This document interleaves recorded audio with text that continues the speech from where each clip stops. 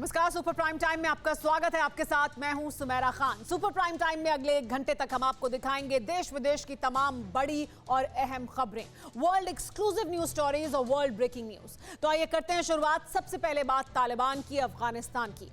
तालिबान अपनी कामयाबी के उस मुकाम पर है जिसे हासिल करना ही टॉप लीडर्स का बारूदी मिशन था, लेकिन दुनिया हैरान है क्योंकि तालिबान के 2 टॉप लीडर गायब हैं। सवाल है कि क्या पाकिस्तान ने तालिबान की सरकार को अब पूरी तरह से हाईजैक कर लिया है और जिन्हें सामने होना चाहिए उन्हें जेल या कहीं और अंडरग्राउंड कर दिया गया है।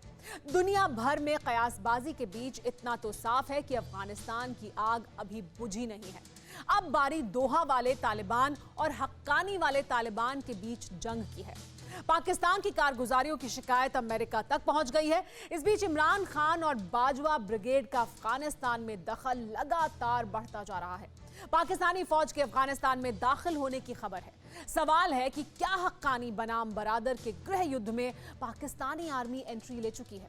क्या इस वजह से 2 टॉप लीडर जिंदा हैं या मुर्दा, इसे लेकर अटकलें लग रही हैं।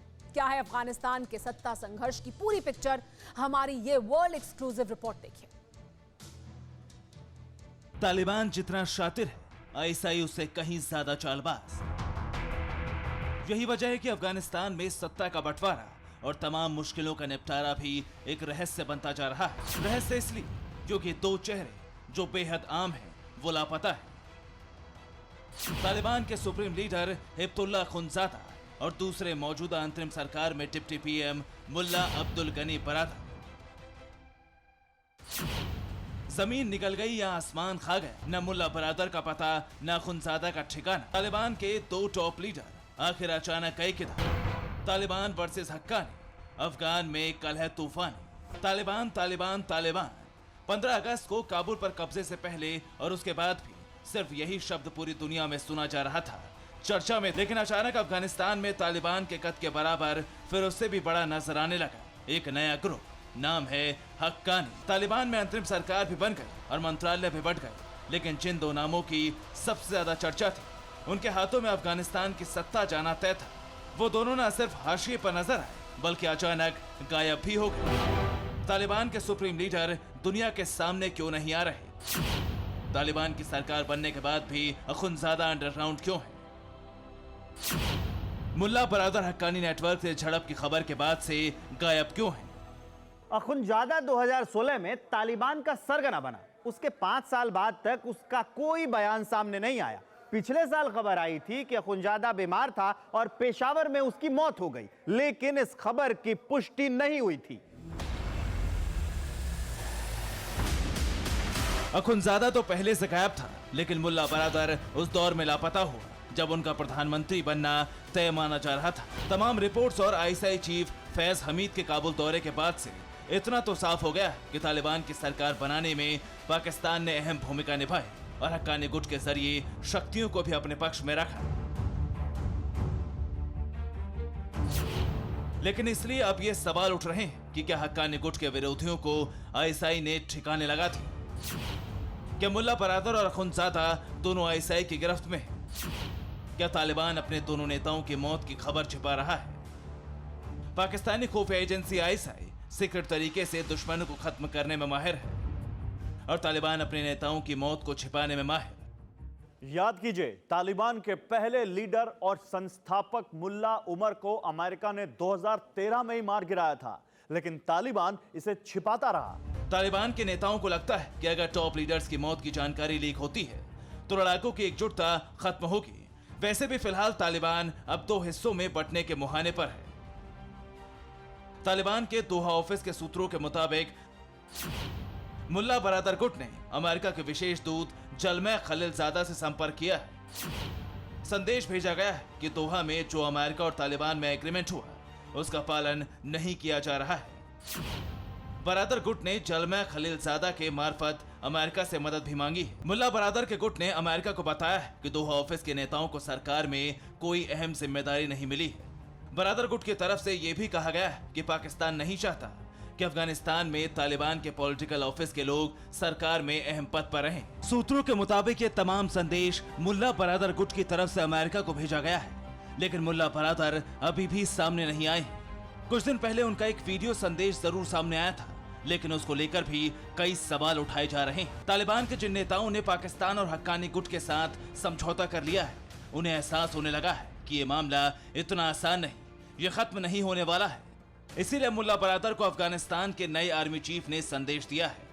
चीफ ऑफ आर्मी स्टाफ मौलवी फैसीहुद्दीन ने कहा कि अब तालिबान में गृह युद्ध के हालात को और बढ़ने दिया नहीं जाएगा और जो भी शांति भंग करने की कोशिश करेगा उसे बर्दाश्त नहीं किया जाएगा। माना जा रहा है कि अफगानिस्तान के आर्मी चीफ का इस संदेश बरादर गुट के लिए ही है। रिपोर्ट्स के मुताबिक अफगानिस्तान में एक बार फिर तालिबानी गोली चलाते और धमाके करते नजर आ सकते हैं, क्योंकि तालिबान में एक नहीं बल्कि कई गुट बन चुके हैं। तालिबानियों का एक गुट पाकिस्तान और हक्कानी ग्रुप के साथ है, जबकि बाकी के ग्रुप इसके खिलाफ है। माना जा रहा है कि कुछ ही दिन बाद अफगानिस्तान में एक बड़ी जंग शुरू होगी, जिसमें तालिबानी आपस में ही लड़ेंगे और ये युद्ध पहाड़ों के बीच नहीं बल्कि काबुल और कंधार जैसे शहरों में होगा, क्योंकि अलग अलग गुट के नेता अब शहरों में मौजूद हैं। तालिबानी नेतृत्व का मानना है कि उन्हें अमेरिका पर जीत कूटनीति की वजह से मिली।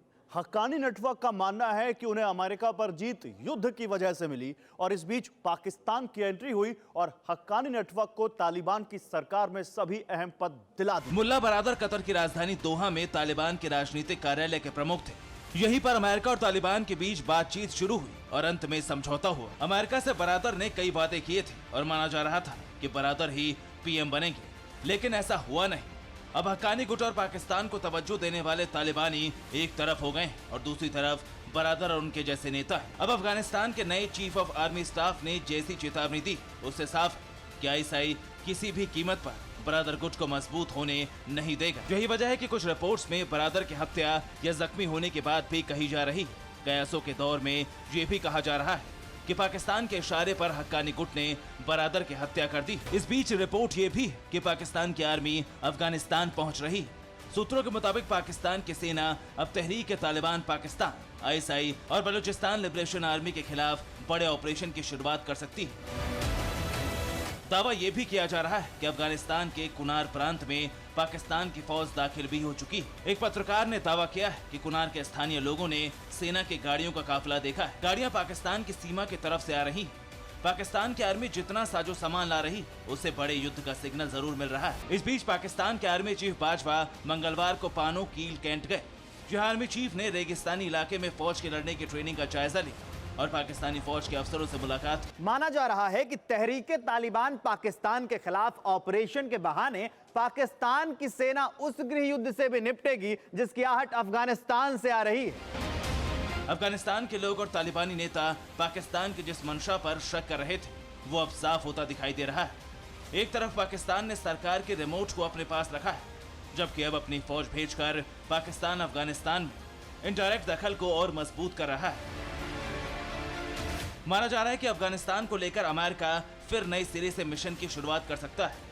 CIA को अलकायदा के मूवमेंट की जानकारी मिली। रिपोर्ट के मुताबिक 1 से 2 साल में अलकायदा खुद को पहले की तरह ताकतवर कर सकता है। अमेरिका को यह भी पता है कि अलकायदा के सदस्य फिर अफगानिस्तान पहुंच चुके हैं। Bureau report, TVN Bharatvarsh.